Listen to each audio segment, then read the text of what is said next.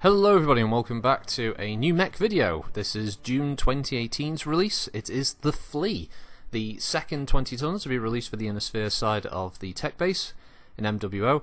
And if you want to see the build that I'm currently using, you can pause it there and have a quick look. Basically, this isn't strictly a stock mech that's available in-game. I've tried to build, and I think I've successfully built with a few tweaks through MWO's Mech Lab system, the FLE-4. This is the original Flea as seen in Wolf's Dragoon sourcebook. It was one of the new mechs that was introduced with them. It carries a single large laser in the left arm, I believe, two small in the right, and the center-mounted flamer.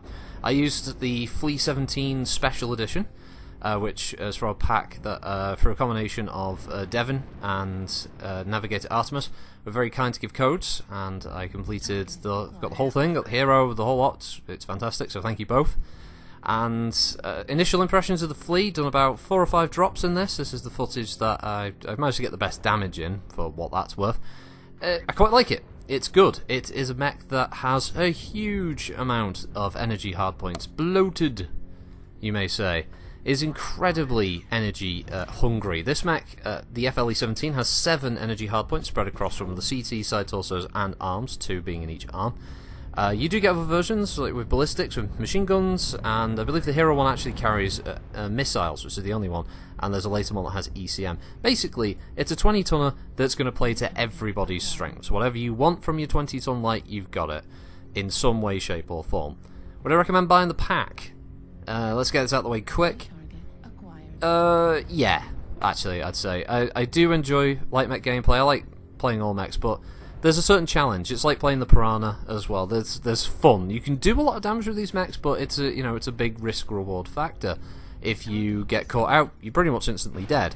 If you are wily enough to keep moving and basically distracting targets, you can do a fair amount of damage, you can harass, you can draw fire away from the bigger teammates, and that is exactly what the Flea and the Locust and the Piranha do very well. And I really enjoy this mech.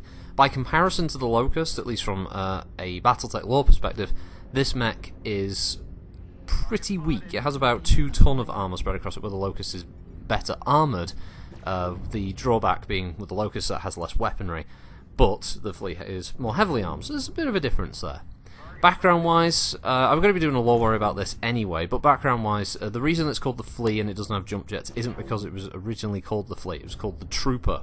It's a very old design, it's actually from the 2400s, and as such, it really didn't have much in the way of advancement until a much later period when it was redubbed the Flea. And it was first reintroduced to the Inner Sphere by Wolf's Dragoons when they came from the mysterious veil beyond the deep periphery. And yeah, the Flea was one of their mechs. And that was the original one that was spotted, the FLE-4. Obviously, for whatever reason, PGI chose not to have that one. They've gone with the more standard FLE-17, which has pulse lasers, 2 pulse, 2 small, and a flamer. And I think a machine gun as well. That might be the FLE-15. But yeah, the other Fleas are better armed. I like this one though, and I liked the fact that I could build this because it was nice to have the very first Flea build that was ever seen. And it's not bad when you consider it a 20-tonner with a large laser for some nice range punch, a couple of smalls, and you never overheat with this thing. I've got double heat sinks and such to make the weight, and it does have a light fusion engine because the way the weight rules work, because I had to have more heat sinks despite the fact that engines should have 10 as standard to allow me to build it. Didn't allow me to do that, I had to finagle it, but basically the build is essentially the FLE-4. So it's great fun. I'm looking forward to playing more of it and getting the other variants recorded and doing the chassis series. There's a whole load of variants in the game. They've really gone to town. It's great to finally see the mech added to MWO, especially after the art has been floating around MWO's archives for a long time. In fact, the thumbnail at the beginning of this video, it was one that was made by Kite 2 years ago, maybe more, when all the art was available on the website. They removed all that since, sadly. But yeah, this is the original art for the Flea that was used for the thumbnail. That's why it doesn't look like the more recent ones with the black background and the orange text. But yeah, it gives you a good idea how long this bloody mech has sort of been gestating. I don't know why it took so long, but it's great to see it added. And yeah, it's really fun. I do like it. And if you're a fan of sort of hit and run harassment tactics with your light mechs, this is going to fit the bill for you. $15 for the standard package, as they do now with light mechs. And I really can't speak for the hero. I probably wouldn't recommend the hero just yet. Maybe as an upgrade later on if you do enjoy it.